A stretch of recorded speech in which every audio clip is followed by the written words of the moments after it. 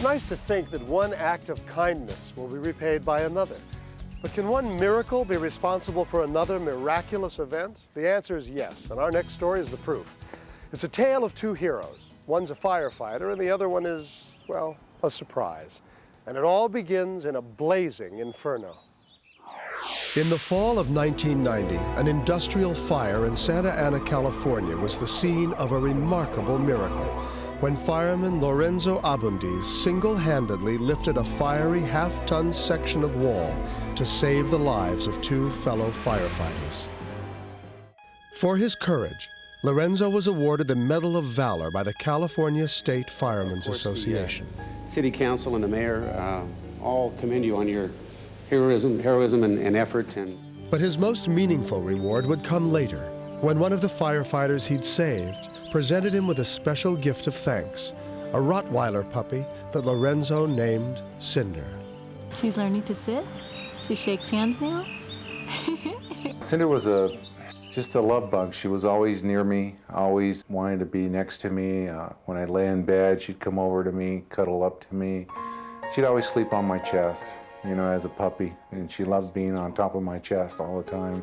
You're a good dog, Cinder. 5 years later, Cinder would prove to be one of those gifts that keeps on giving. It was a warm morning in May of 1995, and Lorenzo had taken his dogs, Cinder and Reno, for a hike in the hills near his home. Cinder, usually the leader of the group, was lagging behind and acting strangely. Come on, Cinder, let's go. And what she would do is she would just stop, sit down, look up at me, and then start turning her head looking down the trail where we were coming from. Lorenzo was baffled by her mysterious behavior. Finally, Cinder just lay down in the road and refused to walk any farther.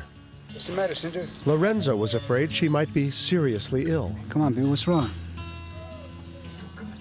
So then I said, forget it, I'm not gonna take a chance, I love her so much. So I headed back down the car and I went back home. Come on, Cinder, let's go. Go. When they arrived home, Cinder was still behaving strangely, and so Lorenzo took a moment to examine Cinder, her. come on. What's wrong with you, huh? You're not feeling too good, are you? Unsure of what was wrong, he decided to call the veterinarian. On the bed, huh? See what he got to say. And that's when disaster struck. As soon as I stood up, I felt this pressure, like something grabbing my lungs. It just took like everything out of me, all the air, energy. The next thing, I collapsed. Lorenzo was suffering the first stage of cardiac arrest, and without medical assistance, he could die. But the heart attack had left him unconscious. And then his dog Reno came to the rescue. But all I remember when I was waking up is that Reno was licking my face, moving me back and forth with his big old tongue in his head. Awake, but too weak to move, Lorenzo was in a hopeless situation. His only chance for survival, the kitchen telephone, was completely out of reach. And then Cinder did something amazing. She jumped up on the counter, knocked the cordless phone off its receiver, and carried it back to where Lorenzo had fallen. I was very weak. Everything was still kind of blurry to me. And I saw that Cinder had a phone in her mouth, and she had brought it down. Mustering all the strength he could, Lorenzo used his thumb to dial 911. The next thing I know, the paramedics are right at that front door. Luckily, the door was open, and they came in and they administered drugs, and they shipped me off to the hospital. Lorenzo was immediately grateful for the miraculous deeds performed by his two canine angels. It was a life-threatening situation, and my two little heroes, Cinder and Reno, saved my life. But it wasn't until later that Lorenzo realized that something even more miraculous may have happened that day. Cinder never again displayed the strange behavior she'd exhibited in the woods. It was as if she'd sensed her master's impending heart attack and faked her illness, forcing him to return home where help would be available. Lorenzo believes that Cinder's uncanny ability is part of the bond she made with him as a puppy when she slept on his chest, lulled by the sound of his heartbeat. She knew something was going to happen to me, and I think she knows my body chemistry more than I do. And she was able to know that my body was changing and I needed help. And it was her way to say, let's get back down, Daddy. A few months after Lorenzo recovered, Cinder was given the Dog Hero of the Year award by the Los Angeles SPCA and its president, Madeline Bernstein. He was able to sense that this heart attack or something was happening and brought him home, and then the dog connected the event with the solution, which was to then bring him the telephone. And in that moment, Cinder became a part of a miracle that had started when Lorenzo received Cinder as a reward for saving another firefighter's life. I saved his life. Cinder ended up saving my life, so everything went full circle. It's basically, I received a gift of life, and that was Cinder. She's my hero. I really believe that God will reward you if you are kind and love his creatures. You're a beautiful dog, Cinder.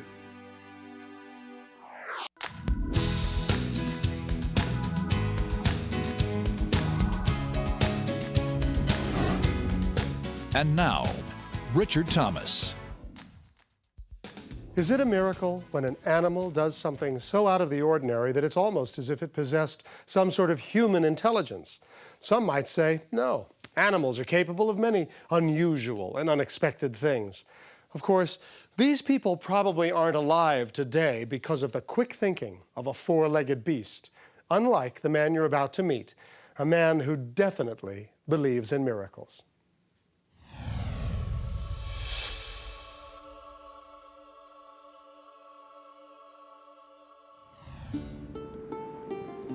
Nestled along the western shore of Great Britain is the country of Wales, home of fabled kings and queens. Its rolling hills and deep valleys are dotted with the ruins of history and legend. It's also the home of a modern-day legend, 57-year-old Don Mottram. Don's a cattle rancher. Some of his herd have been with him for over 30 years, and all of them are his friends. Yeah, most of the cows have got names, and they will come to their names. You know, as I say, a lot of them have been with us for donkey's years. The oldest and leader of the herd was a cow named Daisy. If they were, say, 3 fields away, I could stand on the bank, whistle, and Daisy would bring the herd in. You know, it saves you walking miles. She was a cantankerous old girl. She was quirky, but I could do anything with her, you know. Sam! One of Don's secrets in handling his cattle is bread. Each week, the local baker delivers fresh loaves to the farm. And while they're still warm, Don treats his herd to a few bites of their favorite snack. But one day in 1996, the peaceful atmosphere was interrupted by the arrival of a bull brought in from a neighboring farm. The bull was running with the cows because a lot of them were in season, ready to mate. When they brought the animal to the farm, they gave no indication of its nature, only in so much as they said, don't let children, dogs, or women into the field. Well, I assumed from that I could go into the field, which I did. It's just this particular day, his trolley went off the rails, and he decided to have me. It happened while Don was trying to separate an injured calf from the group. I spotted the calf and started gently ushering it along so I could catch it. Don was focused on the calf, and the noise from his bike's engine drowned out all the warning sounds of what was about to happen. The 3,500-pound animal suddenly went out of control and charged. The next thing I remember, the bull was on top of me. He wasn't goring me, but he was stamping on me with his feet. He stamped right in the middle of my chest, my right shoulder, and he stamped on the side of my face, so that all the side of my face was broken. Don's screams drew the attention of Daisy, who, sensing that something was wrong, began calling the rest of the herd to follow her. What happened next can only be described as a miracle. At that point, I noticed that the cows were circling me, and I could hear the bull ranting and raving. For the next hour and a half, the circle of 30 cows held the angry bull at bay, protecting their injured master from certain death. After a while, I managed to crawl out of that field, and the cows came with me every step of the way. The cows continued to shield him from the angry bull, but his ordeal was far from over. No one else was on the ranch that day. His wife was working, and the nearest neighbor was miles away. Don was not about to give up. He'd survived a savage beating, and so he kept on crawling home. Miraculously, Don managed to reach his phone and dialed emergency, but his jaw was so badly broken that the operator couldn't understand who he was or where he was calling from. I then called one of my neighbours who recognised my accent, who managed to get an ambulance for me. While Don was being transported to the nearest hospital, the neighbor went to fetch Don's wife, Carrie.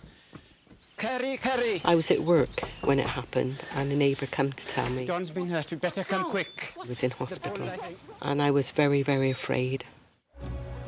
On the way to the hospital, the paramedics were shocked by the severity of Don's injuries. He was rushed into intensive care with a fractured jaw, broken ribs, shoulder, and leg, as well as massive internal damage. Just a few more blows by the savage beast, and Don would have died. When I spoke to the doctor, he said that Don was very, very lucky to be alive. But there was more than luck at work that day, as veterinarian Hugh Davies can attest. Quite a lot of fatalities have been caused by bulls being aggressive. A bull is a bull. It doesn't matter how soft you think he is. But Don survived the savage attack, thanks to the intervention of Daisy and the miraculous circle of protection that she provided him. She called the others around Don. I think if they hadn't have gone round him, you know, he wouldn't have been here now. He did have his injuries. He got over those. And it was a miracle. There's no doubt about that. Today, Don is back running his ranch by himself, although he will never fully recover from the injuries inflicted by the bull. He continues to have a special relationship with his animals and is teaching his grandchildren to have the same respect for other living things, a respect that ultimately saved his life. I think it was just because I've been kind to the animals. They know me. I don't mistreat them. I go out with them every day and give them a scratch or a piece of bread or whatever. And I think they were just repaying the kindness, just simple kindness.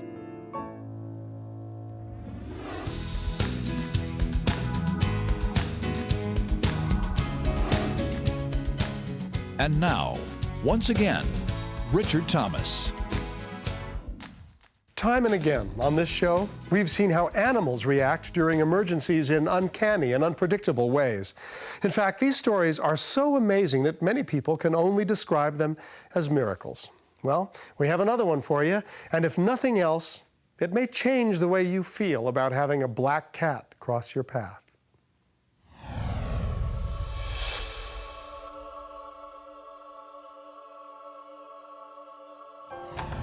Jose Ibarra has a very special relationship with his cat, a gift from his mother, Karen.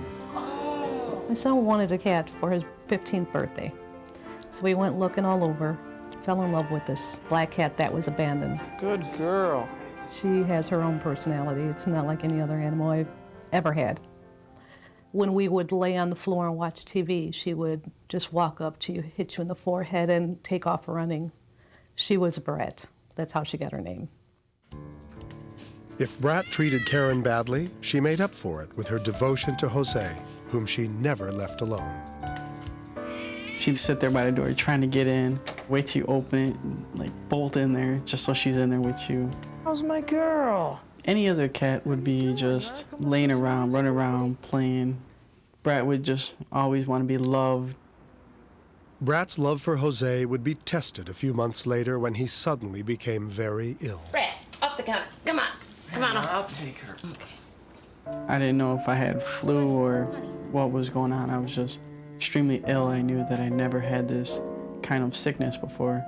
You need to get some sleep after you eat, okay? My whole body hurts. I know. Why don't you just try and eat a little more, okay? Late that night, Jose's condition grew so severe that his body suddenly went into convulsions. Brat must have sensed that something was wrong because this time, rather than wait for Jose to open the door, she ran into Karen's room to get help. and the cat starts trying to wake me up. And she'd never done this before, but we hadn't had her very long, so I thought maybe she was hungry. So I kept turning over, going back to sleep, thinking, you know, she'll stop. And at one point, I literally just pushed her away. But Brat wasn't giving up. And she starts licking my eyelids at this point, trying to wake me up. Well, at this point, you are awake. You are awake when a cat licks your eyelids. I followed Brat out into the hallway to see where she was going and see what she wanted. At that point, she was trying to get into my son's bedroom. She was clawing at the door. When I opened it up, he was having a seizure. Oh, Jose! His body was just thrashing throughout the room. Bill, call 911. It was definitely terrifying. Jose was rushed to a nearby hospital where doctors determined that the teenager had contracted a severe case of bacterial meningitis. And they told us, had we slept through the night, we would have woke up and found him dead. But 5 days later, Jose was on the road to recovery. Do you remember what happened that night? No. Brat saved you. Brat saved me? She must have heard you having your seizure, so she ran into our room. He realizes how close he came to death. And he knows how lucky he is to be here today. And he knows that it's because of that cat. Brat! How's my girl? When he got home, he really took care of that cat. He picked up the cat, he hugged her, he loved her, he kissed her. This was his way of saying thank you. Thank you, Brat. Still to this day, that cat's got a special place in his heart. Brat had proved a loyal friend and perhaps even a guardian angel. Someone's my guardian angel, maybe my cat. I believed in miracles, just not many of them. And now that this happened and the cat had saved me, I know it was a miracle. There's no doubt in my mind that she was trying to save his life. No doubt in my mind that she knew something bad was happening behind that door and that she needed to get him some help. There's no way I would have woke up if that cat didn't wake me up. She saved his life. There's no doubt in my mind. I do believe it's a miracle.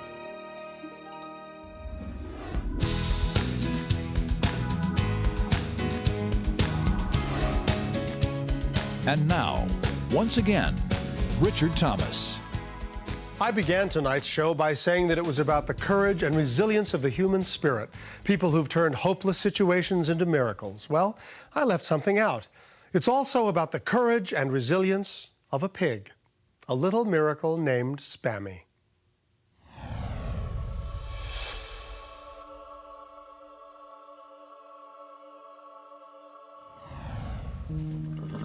Les and Wendy Morgan train horses in the ranch country north of Chico, California. And to save money, they raise a few head of livestock for their dinner table. We raise livestock to take away from going away to the grocery store and buying it in a package. The taste is a whole lot different, and it's kind of a personal satisfaction knowing that you raised it and that you're responsible for the quality of meat that you eat. There you go, T-bone. The Morgans always give the animals they raise for food names associated with meat products. It makes it easier for our kids so that we know that we can't make pets out of them because they will eventually end up on our table for a meal. In the spring of 1999, the Morgans brought home a pig they named Spammy. So how's she doing? Her breathing. When full grown, Spammy would fill their freezer with a year's supply of pork. You get approximately 4 hams, 2 sets of ribs, bacon, pork steaks. It's all done at the butcher. They wrap it up and smoke it if you want it smoked. Spammy was put in a pen with a calf named Spot, who the Morgans were raising for breeding purposes. Friendships between different species are rare, but the two animals immediately hit it off. I have never known a pig to take up with cattle. I've never known a cow to take up with pigs. They just naturally took to one another. Wherever he would lay, she would go down and lay with him. Or if he was eating, she had to get up and eat. They pretty much just followed each other around wherever they went. As the weeks passed and Spammy grew larger, the two friends became inseparable. Spot's always kind of a follower. He kind of follows what she does.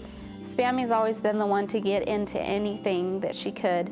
Spot, he didn't really care just as long as he got fed.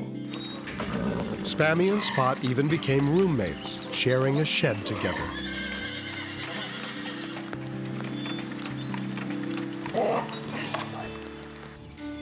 And then, on the night of May 4th, 1999, disaster struck. An electrical fire broke out in the shed. The fire happened at about 11:23, I think it was. Saw a bright light out the window and came over to the sliding glass door, and that's when I saw the folding shed where Spammy and Spot were housed. Yeah, we have a fire that's out of control. The whole structure was on fire. It was glowing orange. By the time the fire department arrived, the shed was fully engulfed in flames. You could see right through. You could see the 2x4s on the wall and just fire everywhere.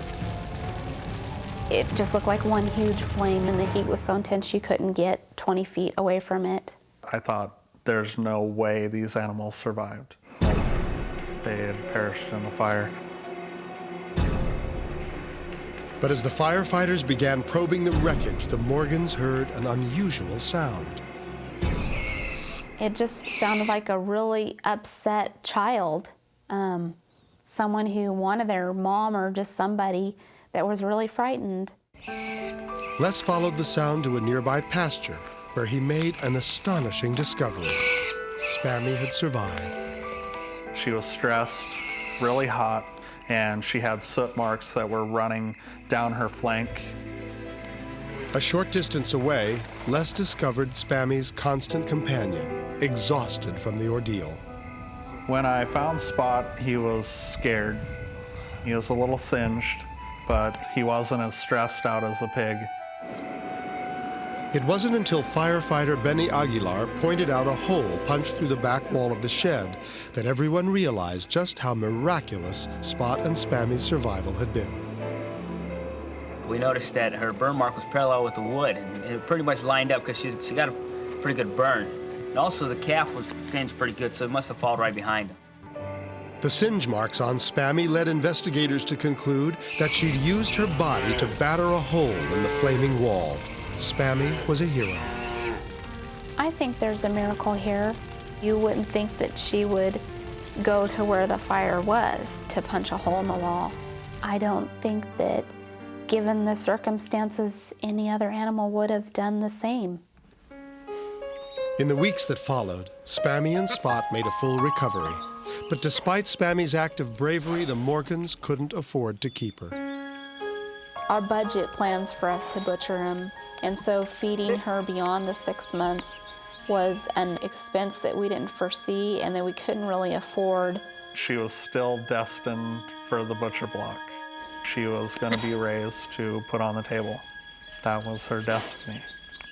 Dear Spammy, you're my hero. But publicity surrounding the fire and the brave little pig who saved her best friend's life took on a life of its own. Told me the story, it was neat. We got so many letters that her and Spot have their own mailbox. We've gotten pictures.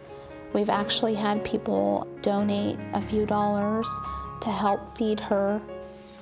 The Morgans couldn't ignore the tremendous outpouring of love for the 4 hams, 2 sets of ribs, bacon, and pork steaks they were raising, and so they decided to let Spammy live. She did something pretty special, and a lot of people took notice, and that pretty much was a turning point for Spammy's life. I think that her friendship with a cow makes her special. She's just a great pig. It's pretty miraculous the way everything happened and the way things are going. She saved the bacon.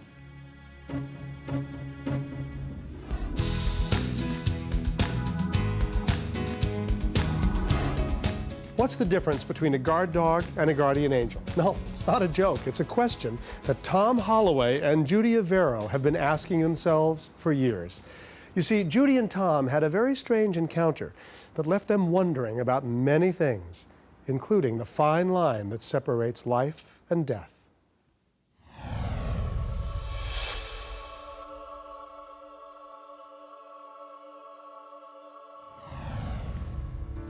In 1977, Judy Aviro needed some routine dental work, and so she made an appointment with Dr. Tom Holloway. Hi, how are you doing? Great, how are you doing? I needed a new dentist, and I'd heard about Tom from my mom, and she said he was very good looking, and I was attracted to him right from the start. The feeling was mutual. Judy and Tom began dating, and it wasn't long before she moved into his house in a suburb of Sacramento, California. That's where she met the neighbor's black lab, Gus. I really don't think your neighbor's dog likes me. Oh, it's just Gus. He's always barking like that. So. And Gus continued to bark at them at every available opportunity, always protecting his small patch of yard. No matter what I did, whether it was even just take out the garbage or go out to pull a weed, Gus would be there, standing guard, doing his job to bark at me like he'd never seen me before. Every time we would come out into the backyard, Gus would be there barking at us. And it became a joke between us.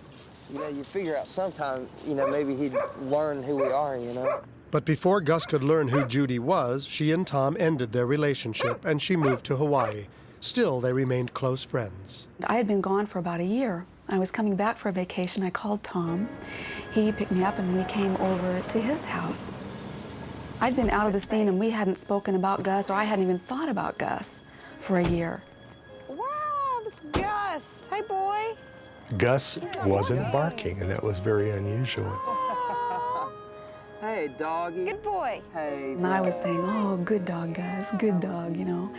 Finally, you're remembering who we are and letting us be in peace. And then we went back inside. We didn't think anything odd about it. It wasn't until a few days after Judy returned to Hawaii that Tom learned how truly odd their experience had been. Phil. Hey, Tom. I ran into my neighbor that weekend. He was working in his yard, so he came up and we talked at the edge of the driveway. And I complimented him on how his dog had learned to recognize me and had stopped barking at me. When was this, Tom? Thursday. And he just shook his head and he said, "That's impossible." Tom, that couldn't have been Gus. We had him put to sleep on Monday. Wow. And they discovered he had parvo. So they said the most humane thing for him was just go ahead and put him to sleep. So the dog had been dead 3 days before Judy and I saw this dog on Thursday. Tom's first thought was to call Judy.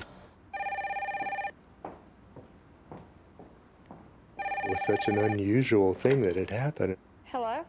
And I had to let her know that we had just seen a dog who had died the weekend before we saw this. I was just speaking with Phil outside, and he had to take his dog and put him down.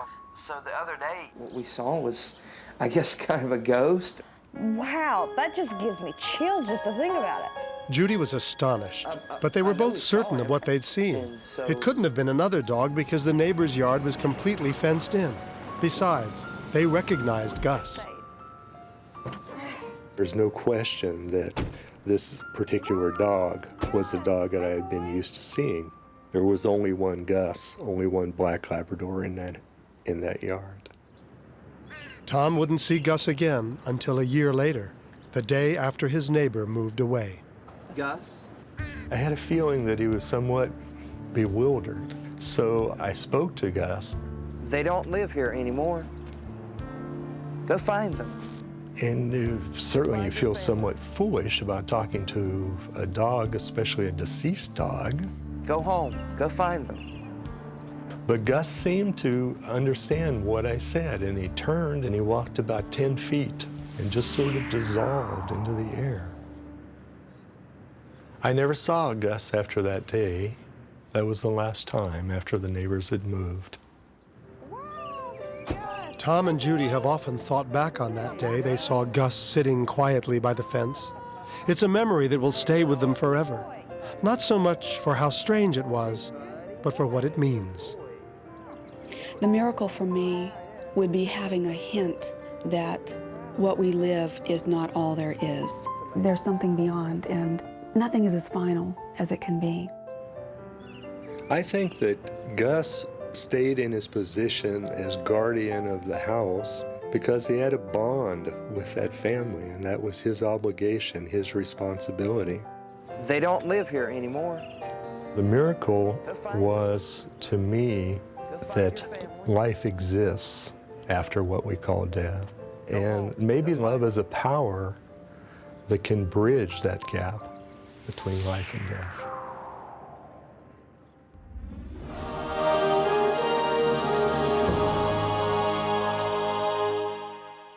Our next miraculous escape from death concerns a domesticated animal that managed to survive in the wild for over 2 years. That in itself is a miracle. But what makes this story even more incredible is what happened after the animal was found, clinging to life on the side of a mountain.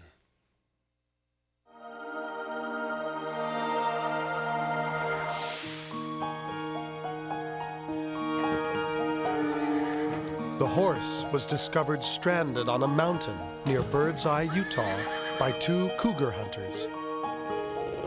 And local authorities immediately made their way to the remote area. We just kept circling and circling the area and continued searching until we came across the horse in the snow. First thing I was concerned about was his condition. I don't think he would have lasted another 3 or 4 days, personally. It's hard to judge the will of a horse, and that's what was keeping him going at that point, was simply his own willpower. We dug this area out. Wasn't standing up to his belly in snow. I felt like the option of destroying the horse was probably going to be a very real possibility.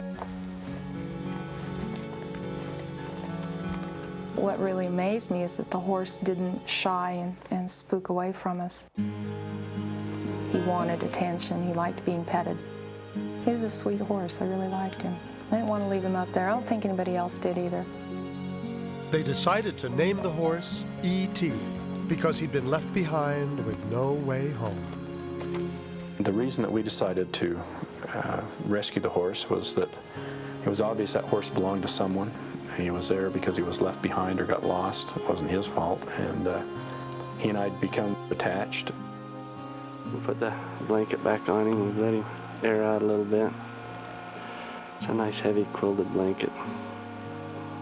The easiest would have been to walk him down, so we packed the trail with snowmobiles to see if he could walk on that packed trail, and he was too heavy to do that. He fell through it. So we eliminated that, and that left us with airlifting and with a helicopter. Our problems with removing him with a helicopter was, first of all, we don't have a helicopter. We approached the local newspaper and television station, asked them if they would give us some help in running a little story on this animal and indicate that we'd like to rescue it and needed a few dollars to do that. The Army caught the story on the news. So I called up the Utah County Sheriffs, and I explained to them that we did have a helicopter and that we had permission from our chain of command to do this.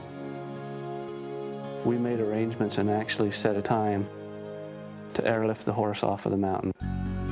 They also arranged for a veterinarian to give E.T. a sedative prior to its nerve-wracking flight. I wonder if he's broke. Yeah, he is.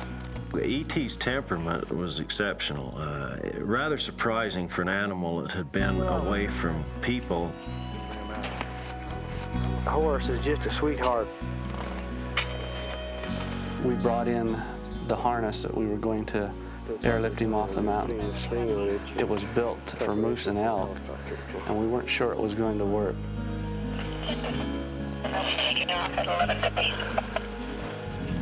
My greatest fear was to have some sort of a catastrophe happen. The horse not reacting as planned to the sedation, the horse struggling excessively during its flight. But there was no time left to worry. The helicopter had arrived. The crew from the helicopter came over and talked with us about the harness, and we hooked the harness up again for the final time. out of the way. We don't want him choking on the way down. Definitely. Okay, let's check this spar again. Let's see what we got. We also blindfolded E.T. So that he couldn't see what was going on and become frightened with being lifted off of the ground. And moments later, E.T. is flying home. The actual flight was probably not more than about 10 minutes. But once we hovered over the top of the horse, we couldn't see the horse at all. And I was very concerned about dropping it.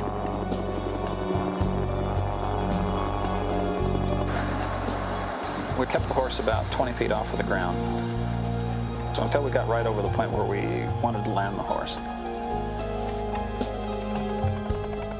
We were concerned that he might fall on the asphalt.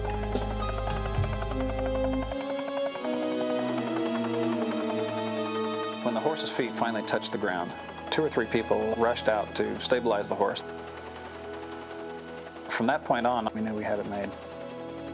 We ran over it and we unhooked him and we took the towel off of his eyes and we started walking him around to walk this medicine off of him.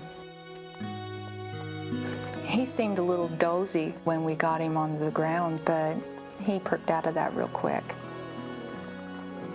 I was really excited that the horse was okay, and I'm glad that we were able to be a part of it and help him out. It was really fun.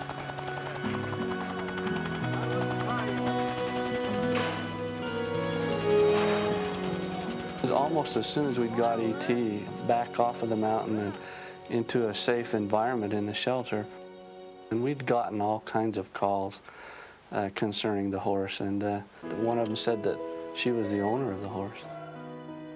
After I seen him on television for the first time and it showed the markings on his face, my heart just swelled with pride. I thought, that's my horse. He's going to come home to me. I get to see him again. We had sent the horse to the sheep herd with my father-in-law. He was going to help us get him in shape. And he was shoeing the horse and went in to get a bite to eat, and when he came out, the horse was gone. When I knew my horse was lost, I felt like I had lost my best friend. We went looking for him and never did find him. After the years had gone by, I had just figured that he had died up in the hills, that there was no way he could survive up there. So when we got up to the animal shelter and we walked out of the shed and I seen his face, I couldn't believe it. I burst out in tears. It was just so emotional. E.T. has gone home now, and it's been a story that I don't think any of our storybook writers could have written better than what we had. It's really been a terrific experience.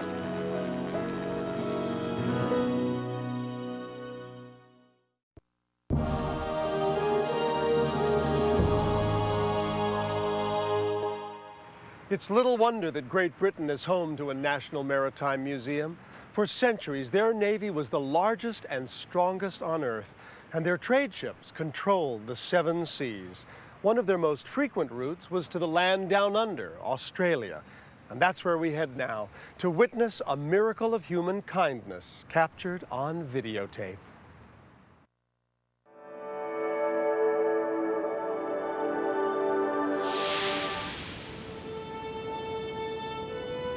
It started early one morning when lighthouse keeper Wayne Kelly walked down to a lookout and discovered 49 whales stranded on the beach.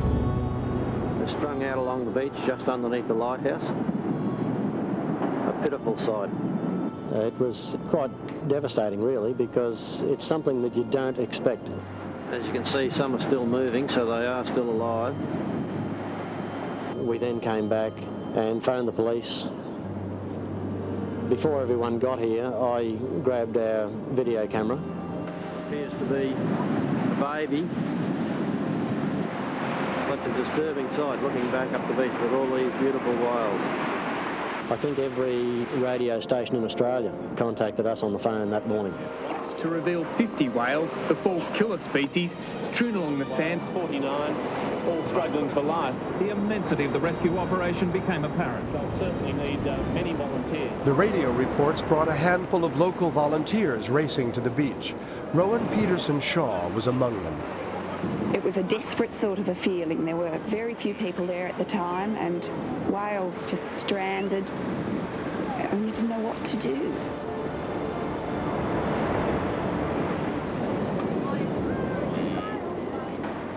While Rowan concentrated on one of the larger whales, her father was busy with a smaller calf.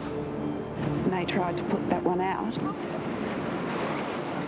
He swam out, and then he turned around and then came straight back in again, and nearly ran right over me. It just looked like a torpedo coming in through the surf. Frank Peterson returned to the calf, unsure of what to do. By now, hundreds of people had found their way to the beach, hoping to help. But returning the whales to the water would not be an easy feat. Expert Carrie Hayes-Lovell explains. The only way to successfully get them out is to get them out in a large group. You cannot do it on your own, and we do not have enough professionals that could just handle a mass stranding. Any volunteers up there with wetsuits, would they like and want to come and help the whales in the water? Would they like to come and see me now, please? The several days I was there was over 1,000 people. The volunteers were instructed to keep the whales wet, to sit with them and comfort them while they prepared for a mass release.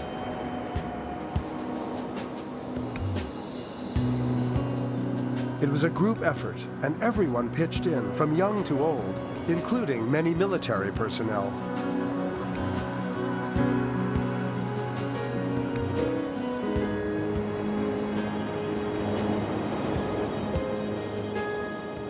Ranger John Callahan was one of the leaders. We couldn't attempt to release the whales back from that beach. We needed to find another beach that was less exposed to potential heavy seas. It was decided that we would move them around the point to the other side where we had calm weather conditions.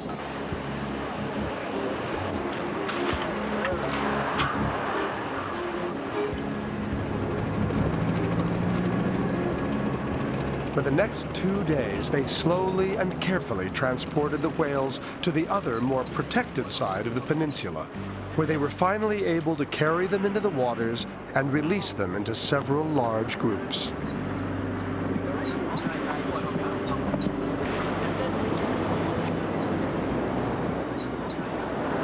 General, just to reiterate, I'd just like to thank you very much. I don't want anyone to go yet, if you wouldn't mind, just in case we have a problem with this pod coming back onto the beach. It was the third day, the morning of the third day, that we released the final group of whales.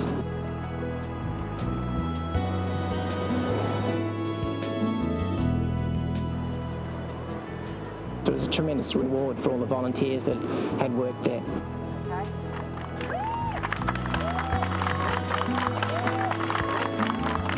It was such a relief to know that these animals were finally free. I felt very proud that I individually had saved all these whales and sent them off back to sea. I thought I'd seen most things, but I hadn't ever seen or felt anything like that before.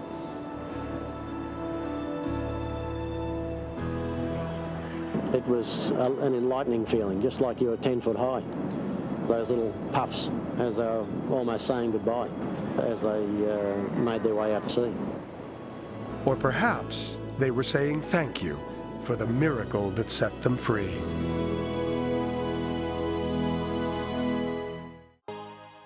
You may remember hearing about our next story when it happened, but actually seeing it on videotape is, to put it mildly, unforgettable. It places a young boy within reach of a wild and dangerous animal, and it reveals a side of nature that is often forgotten. It is truly an amazing video miracle.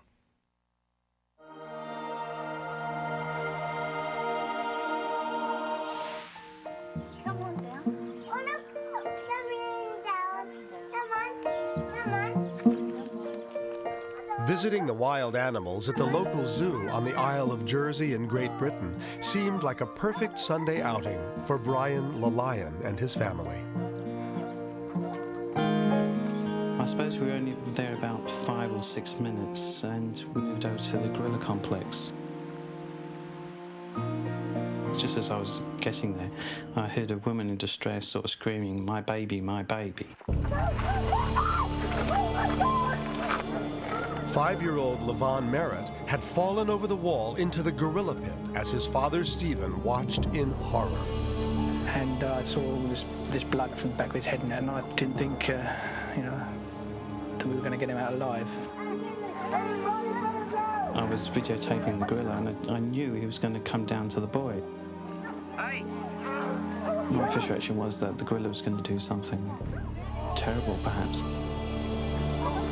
It was just getting closer and closer. I don't think anybody knew what to do, because nobody could jump over the wall and go down there. It was such a height.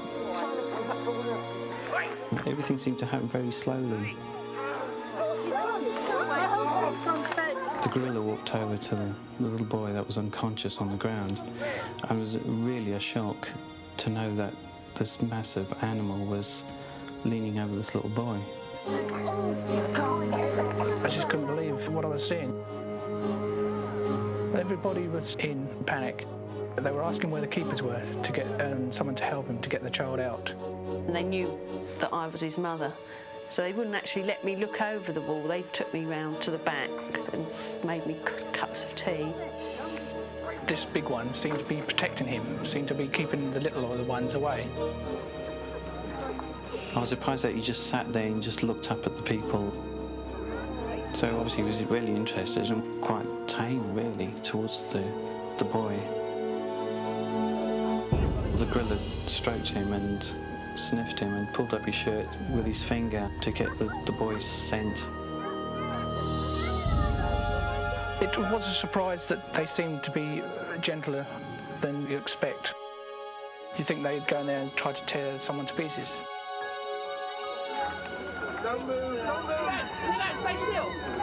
Moments later, little Levon regained consciousness and discovered the frightening circumstances he was in.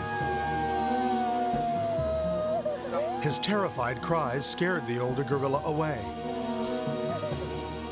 He just wanted to get out of the way and went inside the main gorilla enclosure. I heard him cry, so I managed to look over the wall. He had turned onto his back, and all I could see was just this mass of blood. It was just awful. Zookeeper Andy Wood could hear the young boy's cries as he tried to lure the gorillas inside. During the process, a young male shot outside. It was unavoidable, unfortunately. But at least we ended up with only one animal in the outside area. When I first entered the gorilla pit, I took a short stick with me as just a deterrent, perhaps to put him off from charging. I approached the child. He was semi-conscious, blood around his ears. He'd obviously taken a very hard hit to the head. I asked another zookeeper to come into the enclosure to assist me in case the young male got past me. Paramedic Brian Fox was next to jump into the fray. There was blood coming out of his mouth and his ear. While he's on his side and screaming, you've got time. But as soon as he went onto his back, you've run out of time. Then there is an immediate danger, because then he could choke on his own vomit or blood. But once I got him onto his side and was happy with that situation, I've got one eye on the Evan and the other eye on this gorilla running around. He's coming this way. He'd run in at times just to show that he's boss and just make a noise and then run off.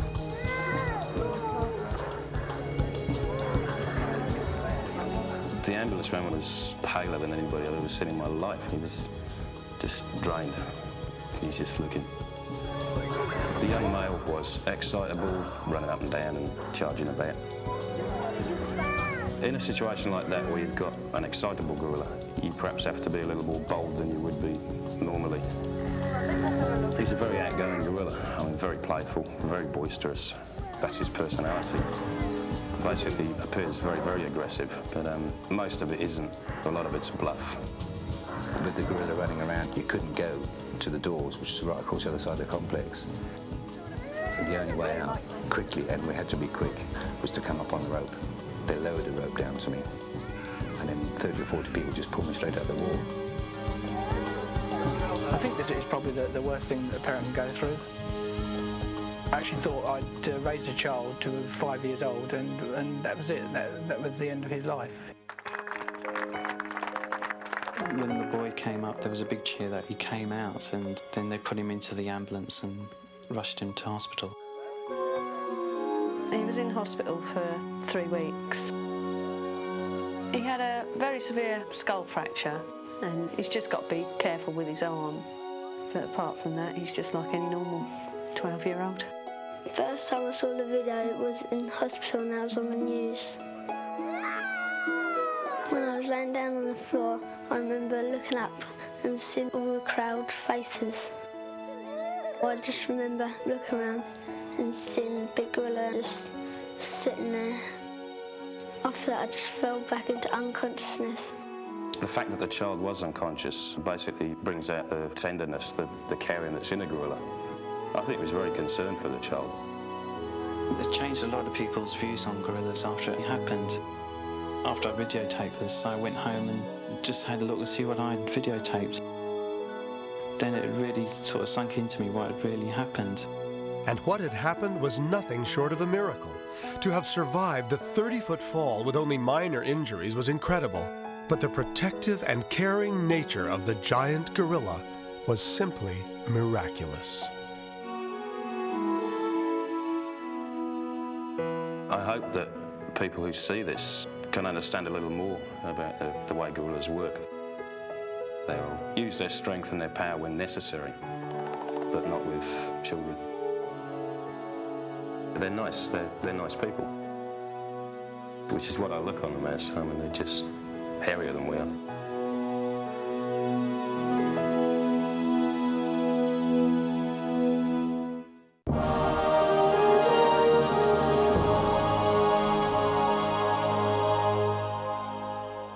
This magnificent building was once the country home of kings and queens who came here to escape the trials and tribulations of city life. Of course, part of the appeal was the wide open spaces, perfect for horseback riding.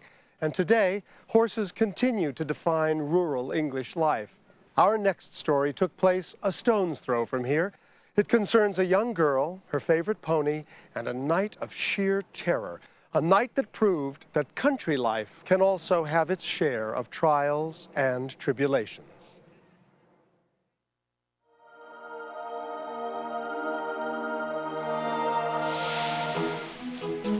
For the Page family of Suffolk, England, horses are more than just their livelihood. We have up to 30 horses in the yard. We teach riding mainly, but we also take people hacking. We are involved in every way, both financially and it's our great passion as well. My daughter Rosina is absolutely horse mad. She has been since she was a baby virtually. She now has a pony called Sabrina that she takes to shows and does various activities on. Horses are the most important thing in my life, and I've been riding since I was 2 days old, or as far as I can remember anyway. Sabrina and I are the bestest of friends. I think we sort of go together because of that. It's good. You pleased with that? Yeah, yes. She always does her best for me. In 1997, the Page family was celebrating Bonfire Night. Oh, wow, look at those fireworks. They're lovely, aren't they? Which included a fireworks display not far from their stables. We were all standing round the fire, eating sausages and potatoes that I'd brought from the house. I just happened to look up through the trees. Look, the barn, it's on fire! There were flames right up in the roof under the eaves of the barn, which was full with well over 2,000 bales of hay and straw. Straw just goes up so fast. We just felt filled with terror for the horses. The first thing we wanted to do was to run and release them. It was already a raging inferno. There's no other way to describe it. We were just absolutely certain that the whole place was going to go. Hello? There's a fire at my stables. Russell was in mid-call. Some burning straw got thrown across onto the roof of the office, which then went on fire. I've got to go. So he had to terminate the call, unfortunately, before he could actually describe fully where the stables are. Come on. I ran first to the horses nearest to the fire, Donna and Taffy, that were obviously the most at risk.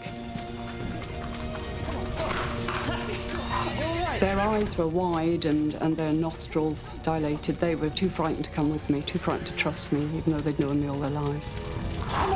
Come on, you're all right. Come on, walk on. I went straight up to the top yard and started letting out horses. I've never ever seen horses, how frightened they were. You can just see it in their eye. Their stables were facing straight towards the fire, so they could actually see the fire. Well, I thought, well, he's going to get burnt, so I'm not going to stop trying to get him out. He's going to have to go out whether he likes it or not. Megan went out fairly quick. She's a very lively pony. Next, I think it was Hal. When he saw Megan go out, he galloped out. Rosina had the difficulty that some of the ones she had released, instead of running out of the yard, had run into our indoor school, where she also had a whole bunch, including her own pony, Sabrina. Go on, Sabrina, get out, go on! Go on, get out, go on! I tried to get out Sabrina first, because obviously if Sabrina went out, all the others would follow. Get out! She would come forward with me, and then she would just suddenly run back again from all the sound. I couldn't get Sabrina out, and I was just so scared. I was convinced that she was going to get burned.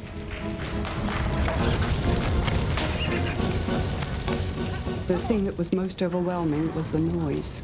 We couldn't hardly think because there was such a roaring and cracking and banging going on. As Rose continued to struggle with the frightened horses, Rosina arrived, terrified that her pony was going to die. These won't come either past the flames. I'll leave them and come with you. Come on, quickly.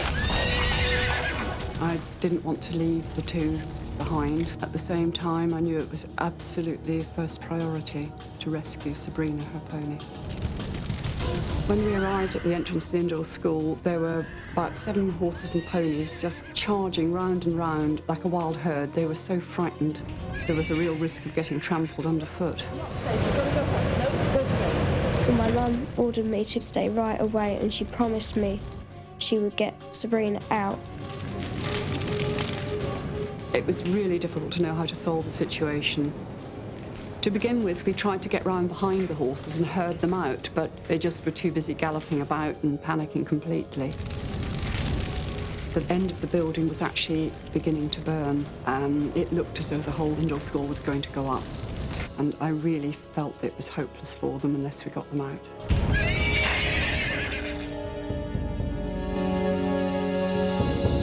And then, just when she'd given up all hope, a neighbor's vehicle pulls into the yard. He quickly shouted and said, "Is there anything you could do?" And I said, we can't get the horses out of the school.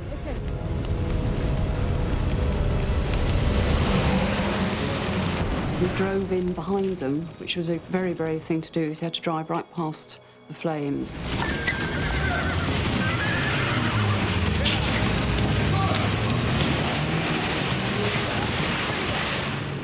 He started doing everything he could to try and startle the horses enough to make them burst out. It was absolute pandemonium going on, the horses panicking because they were frightened to go back and frightened to go forward.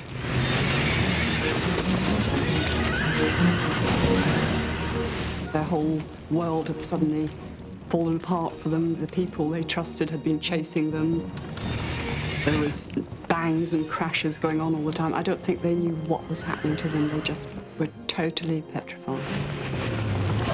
He started tooting the horn very, very quickly and loudly and revving his engine as hard as he could.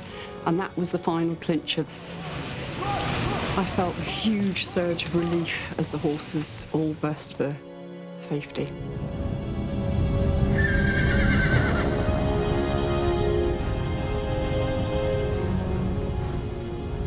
They just went just like a wild herd, flew out the gate and into the night. We didn't know what direction they had gone in.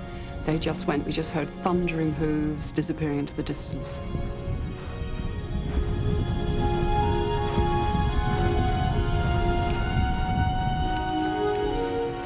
By the time firefighters arrived, most of the horses had been freed, and then a frightening discovery. We then realised to our horror that there were still some horses in the stable block at the bottom yard who had actually not come out of their boxes. We hadn't realised they went out. The heat was so great and the flames were just burning within yards of their stable doors. The radiated heat was so severe, it was far, far too dangerous to try and remove the horses from the front of the building. The horses had to be called via a hose. I'll get a crew and we'll try and get in round the back, okay? I'll keep this side protected. Okay. We then started to chop the back of the stables out.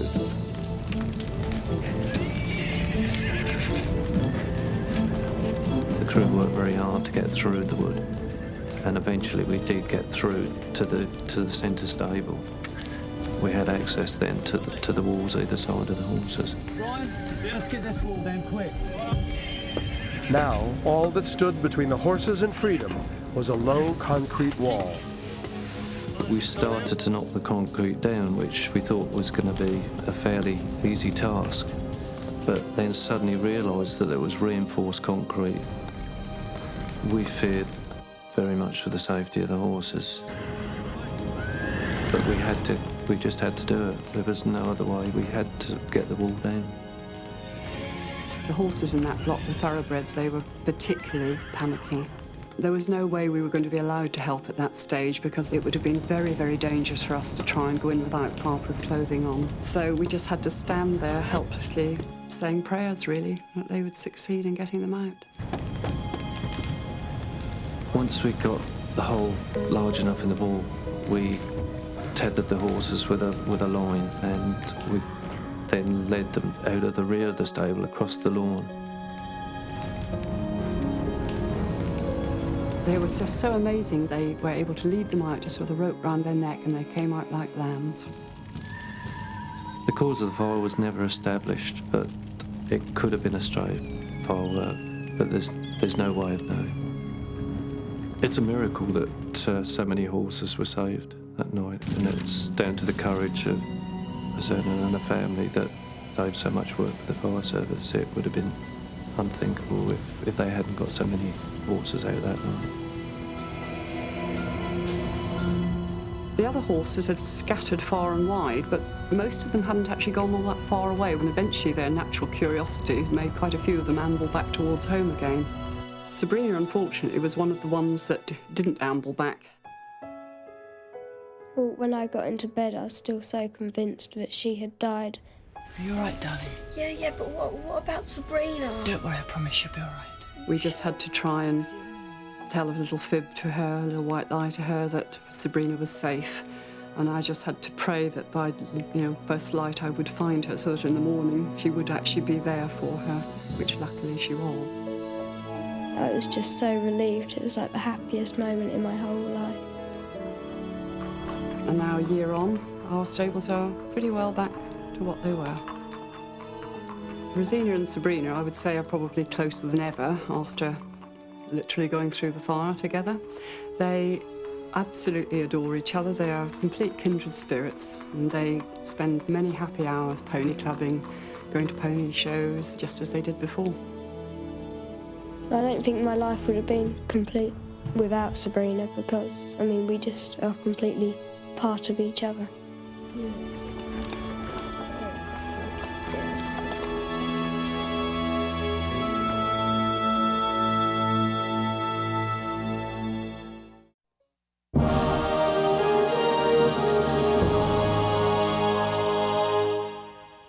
Our next story is what we call a video miracle because the entire event was captured on videotape.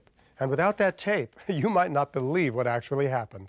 It's the story of two very unusual hunters and the one that got away, or to be more accurate, the one they helped to get away.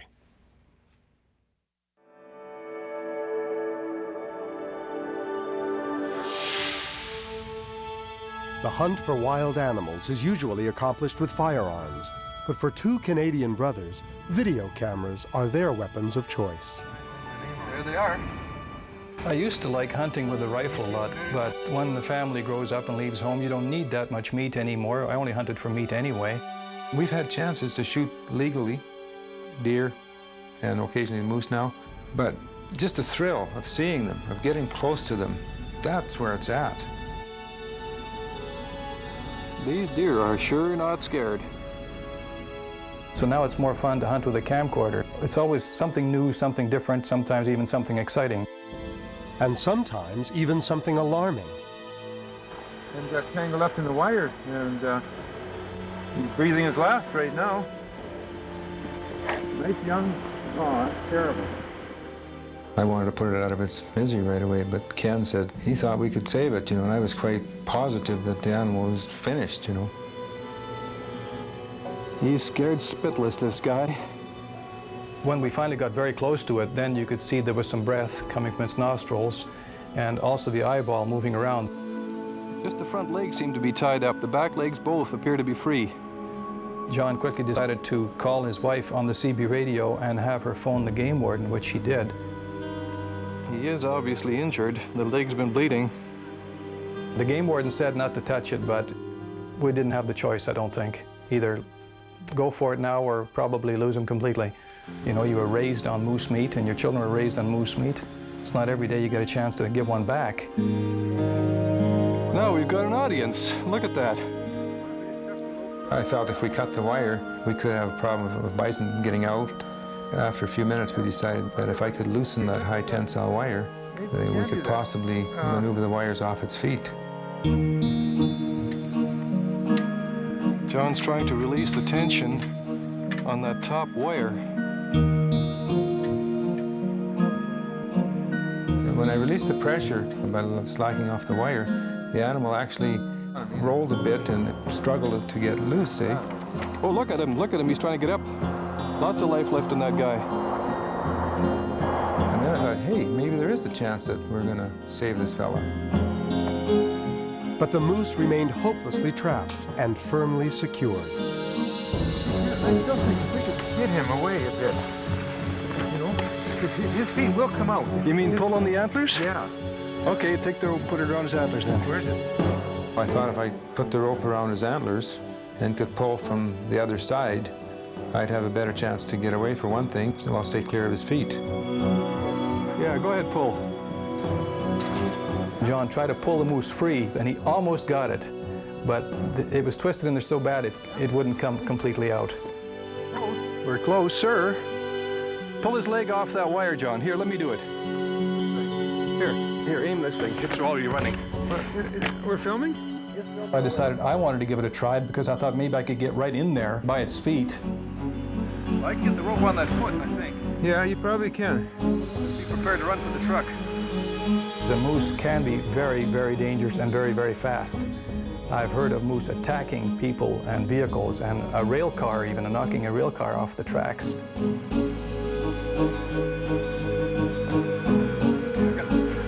That was scary. I mean, grabbing a bull moose by the feet, ooh. What's still holding him there? Oh, it's getting close. Okay, pull. Give him a pull. Okay, get. The moment his feet came out of the wire, I don't think he knew that he was free. So he just lay there, waiting for the next thing to happen, whatever that might be. What are you gonna do now? Make him run. You get ready to run for the... No, he's not gonna run. He's too hurt. Come on, go. Come on, go. Come on. You know you're free. Let's go. After a few gentle taps, the animal rose in all its glory. Tape him. Okay, that's fine. Just keep taping him. Unbelievable. And at that point, he turned around as if to say to us, "Thanks, guys." And then he headed for the road, and I ran after him and taped him going into the trees across the road. He seems to be okay. There he is, right on the center of the road. Yeah. Saved the buddy. We saved ourselves a bull moose. It was an uplifting experience for both of us. We felt awfully thrilled that we could return the favor to Mother Nature and let this magnificent animal go free. We think he's going to make it. Wow, does that make us feel good? Well, that's our show for now. Thank you for joining us, and a special thanks to all the people who shared their remarkable stories on It's a Miracle. It's our hope that whenever you need one, you'll find a miracle in your life, too. Until next time, I'm Richard Thomas. Goodbye.